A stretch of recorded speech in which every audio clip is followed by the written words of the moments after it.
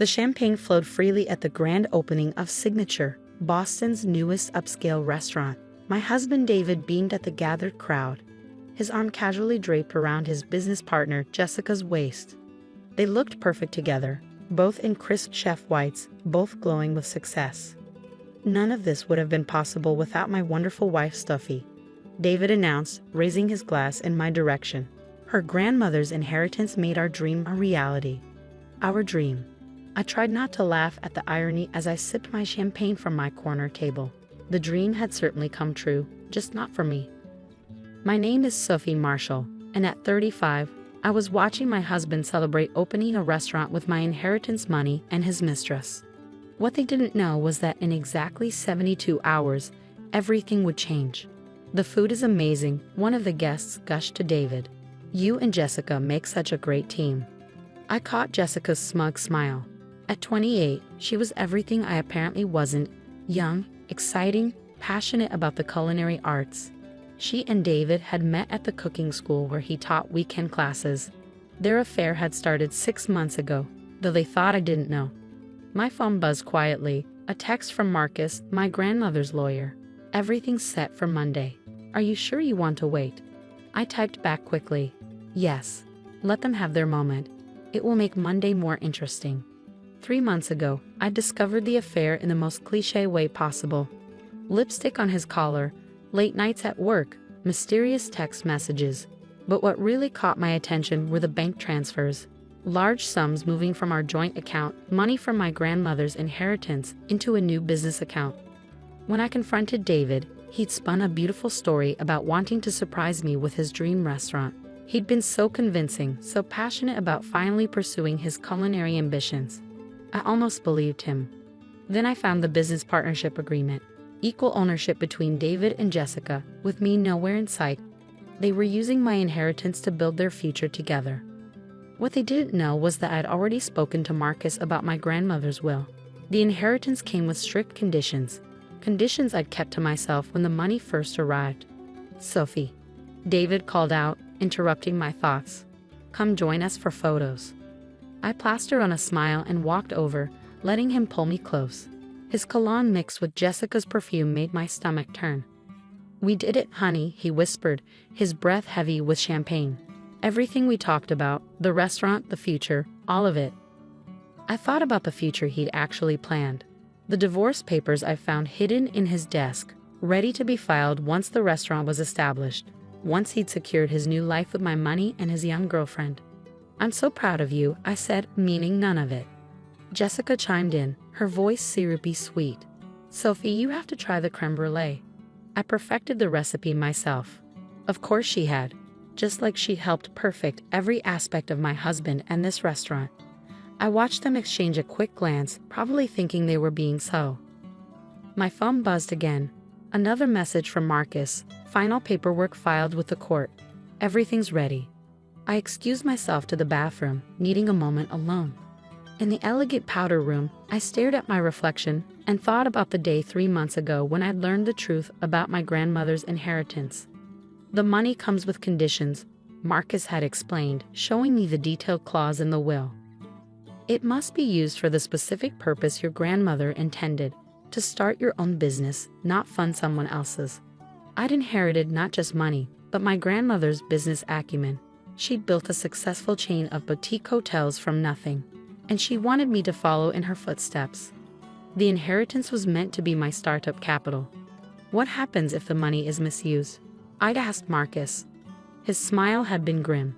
Then everything reverts to the contingency plan.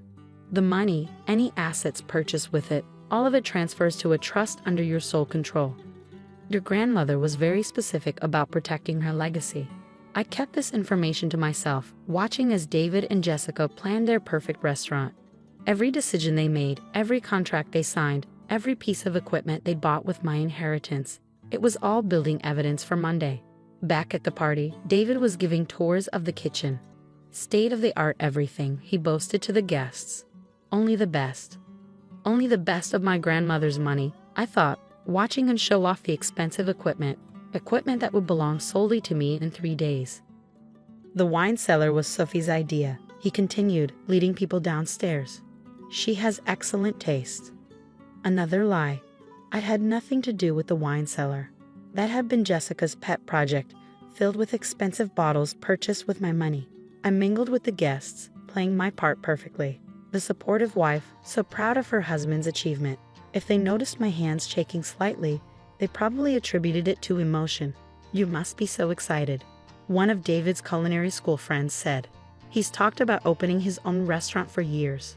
It's definitely a dream come true," I replied, watching Jessica adjust David's collar with familiar intimacy. Everything is exactly as it should be. Later that night, as the party wound down, David was too drunk on success and champagne to notice my quiet observation. He and Jessica kept finding excuses to touch each other, to share private smiles, to whisper about their triumph. "Stay at Sarah's tonight," he told me as the last guest left. "Jessica and I need to prep for tomorrow's official opening." Sarah was my best friend and the only person besides Marcus who knew the truth. She'd been the one to help me gather evidence of their affair, to document every misused dollar of my inheritance. "Of course," I said, gathering my things. "You two have so much to do." Jessica smiled triumphantly, already making herself at home in what she thought would be her kitchen. "Don't worry, Sophie. We've got everything under control." I thought about Monday morning when they'd learn about the inheritance clause, when they discover that everything they'd built with my money legally belonged to me. "I'm sure you do," I said, heading for the door. "Everything's perfect." Monday morning arrived with perfect clarity. I sat in Marcus's office, watching the clock tick toward 10 a.m. David and Jessica would be at Signature, probably still basking in the success of their opening weekend. "The court documents have been served to the restaurant," Marcus said, checking his phone. "They should be receiving them any moment." I nodded, thinking about the security cameras we'd had installed. I wanted to see their faces when they realized what was happening. Right on cue, my phone started buzzing, David's name flashing on the screen. I declined the call, watching as text messages began flooding in. "What the hell is this?" "Sophie, answer your phone. You can't do this to us." "Should we head over?" Marcus asked, gathering the paperwork we'd need. "Let them panic for a bit longer," I replied, remembering all the nights I'd spent crying over their betrayal. "They made me wait. It's their turn now." When we arrived at Signature 30 minutes later, the scene was exactly as I'd expected. David was pacing in the dining room, his chef whites wrinkled, his face red with anger. Jessica sat at the bar, frantically calling someone, probably her lawyer. "What is this?" David demanded as soon as I walked in, waving the court documents. "Some kind of joke?" "No joke," I said calmly, setting my bag down. "Just the terms of my grandmother's inheritance finally being enforced." "You can't just take the restaurant," Jessica interjected, her usual poise cracking. "We're equal partners. We have contracts." Actually, Marcus stepped forward. "All contracts signed using funds from Sophie's inheritance are now void. The money was never meant for this purpose, and its misuse triggers the reversion clause." David's face paled. "Reversion clause?" "My grandmother left me the money to start my own business," I explained, running my hand along the expensive bar they'd installed. "Not to fund my husband's restaurant with his mistress." Jessica's sharp intake of breath told me they hadn't expected me to know about the affair. "How long have you known?" David asked quietly. "Long enough to document everything," I replied. "The affair of the misused funds, the plans to divorce me once the restaurant was established. I have it all." "This is ridiculous," Jessica snapped, standing up. "We built this place. We created the menu, hired the staff, designed everything. With my money," I reminded her. "Money that came with conditions that have been violated. As of this morning, Signature belongs solely to me." David slumped into a chair, the reality of the situation finally hitting him. "All our work, everything we planned. Like your plans to divorce me." I pulled out the papers I'd found in his desk. "Were you going to wait until after the restaurant's first successful quarter, or were you timing it with moving in with Jessica?" Jessica's head snapped up. "You said she didn't know about that." "He says a lot of things," I told her. "But here's what's true. This restaurant, everything in it, all the equipment you chose, the wine cellar you stocked, it's all mine now, legally and irrevocably." Marcus started distributing more documents, official ownership transfers, Management changes, everything needed to establish my complete control. You can't just take it, David tried one last time. We have reservations, staff depending on us. The restaurant will stay open, I assured him. Just under new management, my management. And us? Jessica asked, her voice small. You're both fired, I said simply. Though I'm sure you'll land on your feet. You make such a great team after all. David stood up suddenly, anger replacing his shock. This was your plan all along, wasn't it? Let us build everything, then swoop in and take it. No, David. This was your plan. Take my inheritance, build a life with your girlfriend, then discard me. I just decided to write a different ending. The next hour was a blur of legal terminology and barely contained emotions. Marcus supervised as they gathered their personal belongings, ensuring they didn't take anything purchased with my money. The apartment too? David asked as he read through the documents. You're taking our home. My home? I corrected him. Purchased with inheritance money, therefore part of the trust now. You can stay with Jessica. I hear her place is cozy. Jessica's face crumpled at that. Her studio apartment was a far cry from the luxury condo she'd been planning to share with David. As they prepared to leave, David tried one last appeal. Sophie, please, we can work something out. I'll break it off with Jessica. We can run the restaurant together. That would have been a good offer 3 months ago, I said. Before I found the divorce papers. Before I watched you build this place with her. Now it's too late. After they left, I walked through the restaurant, my restaurant now. Every detail they'd chosen, every expensive fixture they'd installed, was a testament to their arrogance. They'd been so confident in their plan that they'd never questioned where the money came from or what conditions it carried. My phone buzzed. A message from Sarah. Is it done? It's done, I replied. The restaurant is mine. They're gone. Over the next few weeks, Signature underwent a transformation. I kept the basic concept but refined it, adding my own touch to the menu and decor. The staff, relieved to be free of David and Jessica's drama, embraced the changes. David tried legal action, of course. But Marcus had made sure everything was airtight. The inheritance clause was clear, the evidence of misuse overwhelming. Jessica disappeared from the scene quickly, moving to New York when she realized David couldn't provide the lifestyle he promised.